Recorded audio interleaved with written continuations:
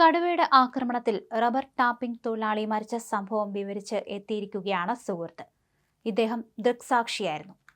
Tapping ജോലിക്കിടെ കടുവ കഴുത്തിലേക്ക് ചാടി വീണ് ഗഫൂറിനെ വലിച്ചുകൊണ്ടു പോവുകയായിരുന്നുവെന്ന് സുഹൃത്ത് പറഞ്ഞു.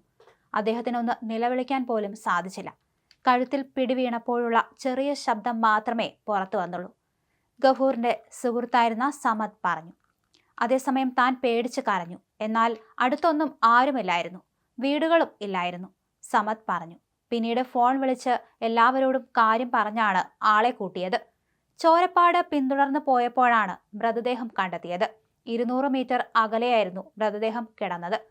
കാട്ടുപന്നിയെയും കേഴമാനുകളെയും അല്ലാതെ മറ്റു വന്യമൃഗങ്ങളെ ഒന്നും ഇതിനു മുമ്പ് അവിടെ കണ്ടിട്ടില്ല എന്ന് സുഹൃത്ത് പറയുകയും ചെയ്തു. ചോക്കാട് സ്വദേശിയായ ഗഫൂറിനെ ഇന്ന് രാവിലെയാണ് കടുവ കടിച്ചു കൊന്നത്. 39 വയസ്സായിരുന്നു. പിന്നീട് പോലീസ് എത്തി നടത്തിയ പരിശോധനയിലായിരുന്നു മൃതദേഹം കണ്ടെത്തിയത്.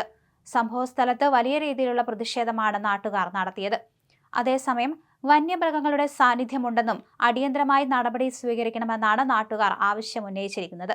10 ലക്ഷം രൂപ ധനസഹായം അല്ല വേണ്ടതെന്നും കുടുംബത്തിലെ ഒരാൾക്ക് ജോലി നൽകണമെന്നാണ് നാട്ടുകാർ ആവശ്യപ്പെട്ടിരിക്കുന്നത്. അതേസമയം ഗഫൂറിന്റെ ഭാര്യയ്ക്ക് വനംവകുപ്പിൽ താൽക്കാലിക ജോലി നൽകാൻ തീരുമാനിച്ചിട്ടുണ്ട്.